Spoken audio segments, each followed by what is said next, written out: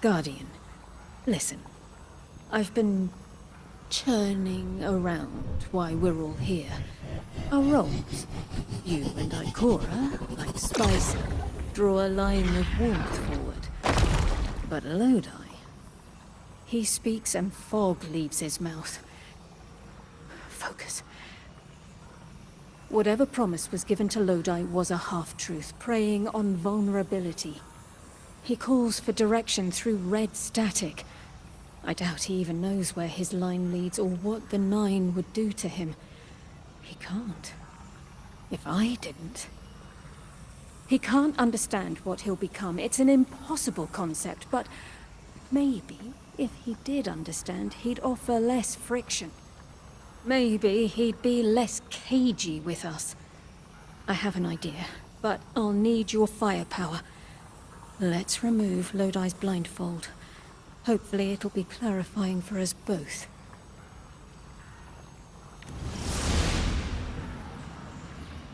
There is a truth buried in Lodi. I brushed it away like sand. When it stands, a tower above him, the choice is no longer a singular one, but fractal. He'll take this little mirage and make reality with density and silica. And your light. Gather it. Silica? Sounds like we're missing some Vex ingredients to combine with your light.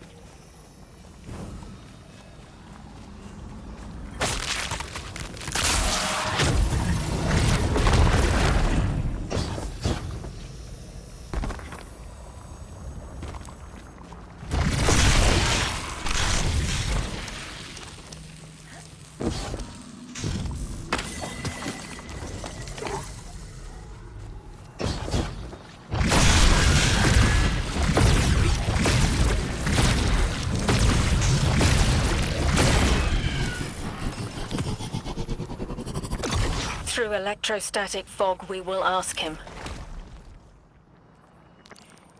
Linearity appeals to me right now.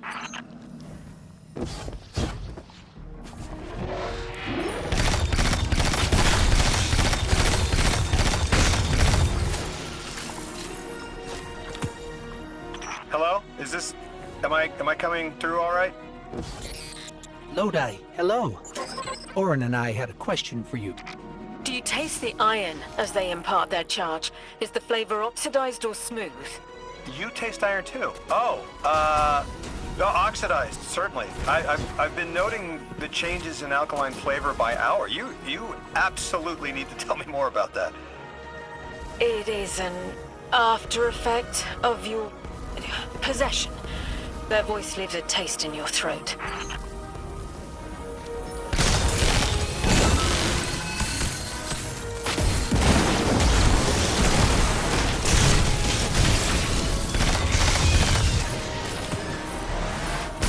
Are you going to tell us why you were here? The choice must be yours, as it was mine. My organization received a signal and picked up. No one made a deal with anyone. Not yet. They know a man only swallows thorns when he's starved.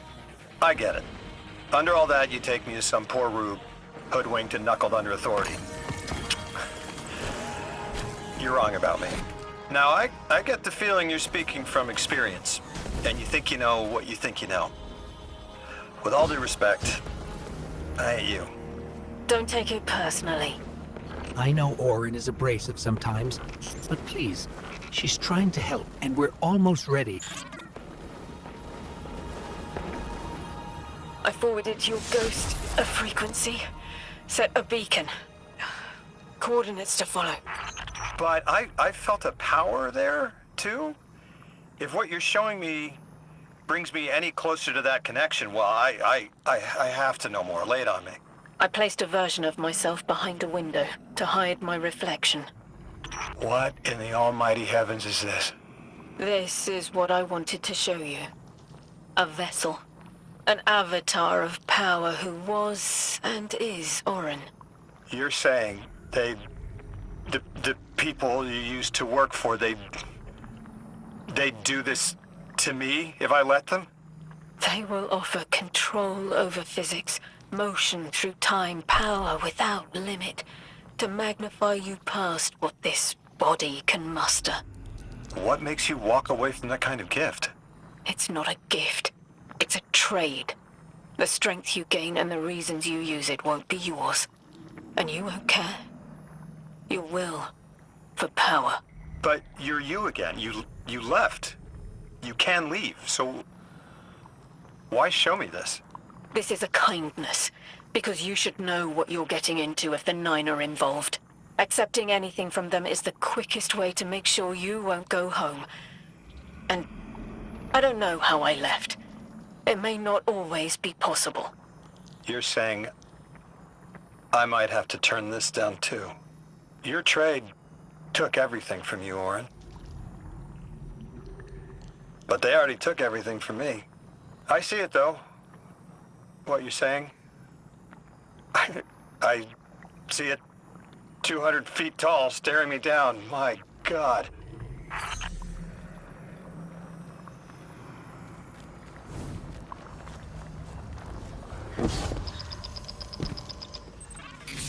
Guardian, someone's on the line.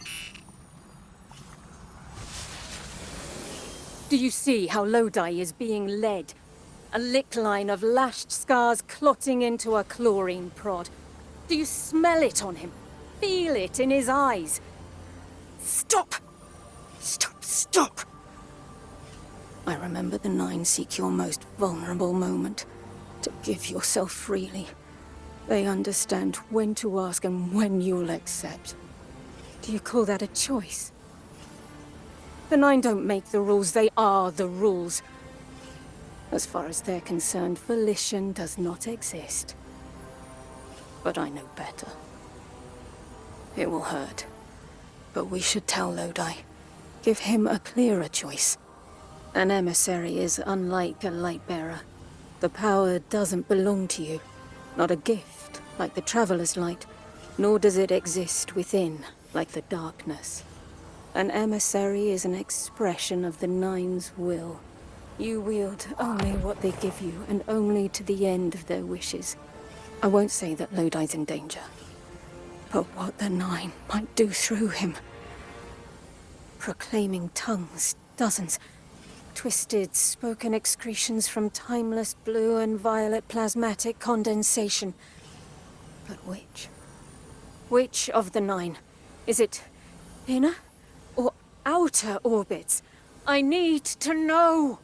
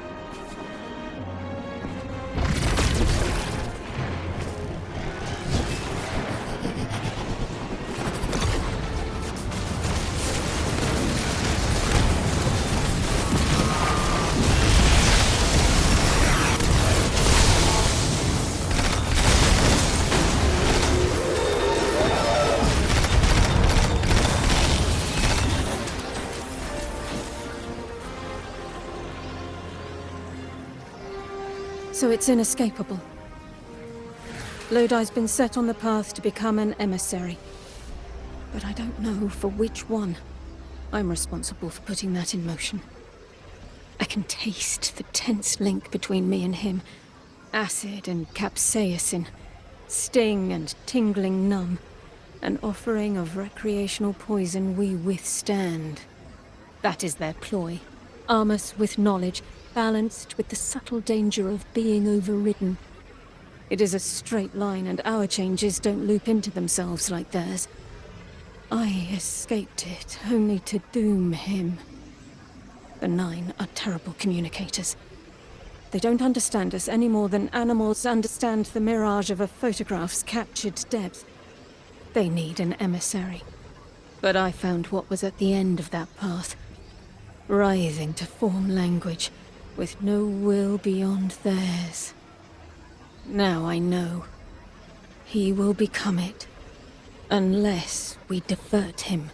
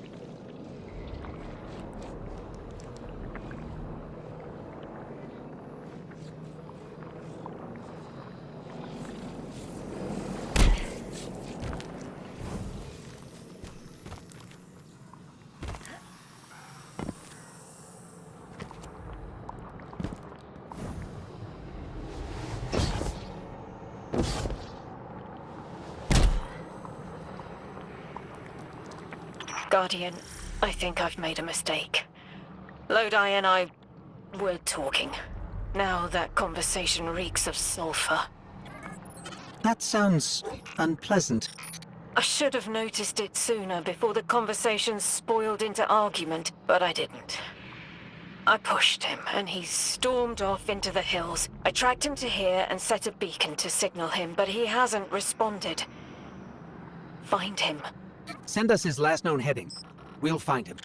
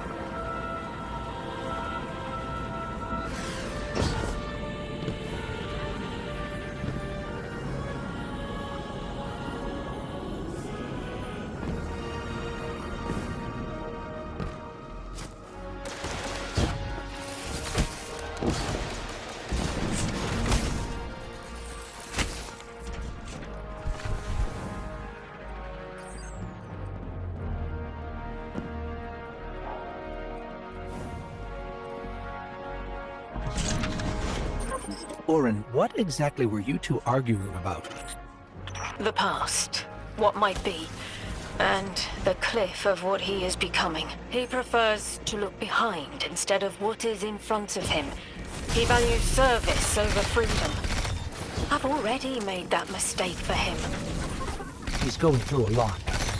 Maybe we can approach it with a little more tact. Probably.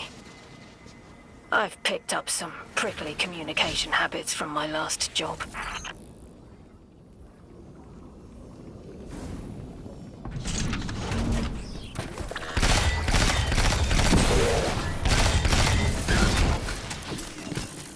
Orin, we're here, but I don't see Lodi.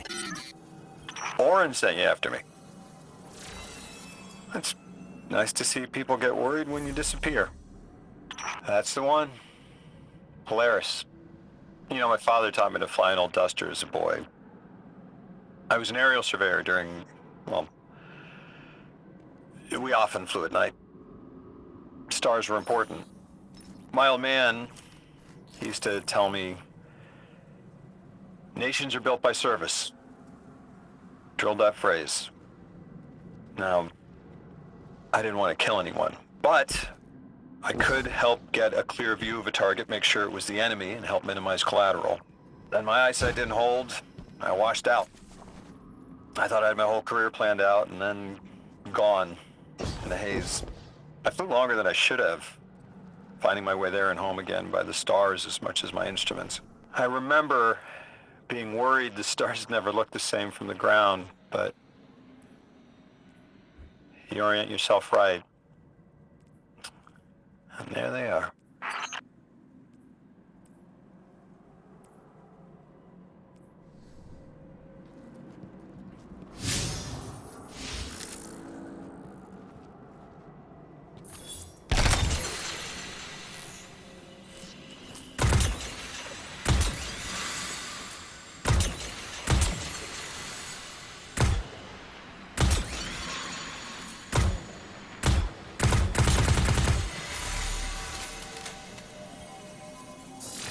Our crew used to joke that we were sighting targets for Orion's next hunt, guiding his arrows to the hearts of evil men.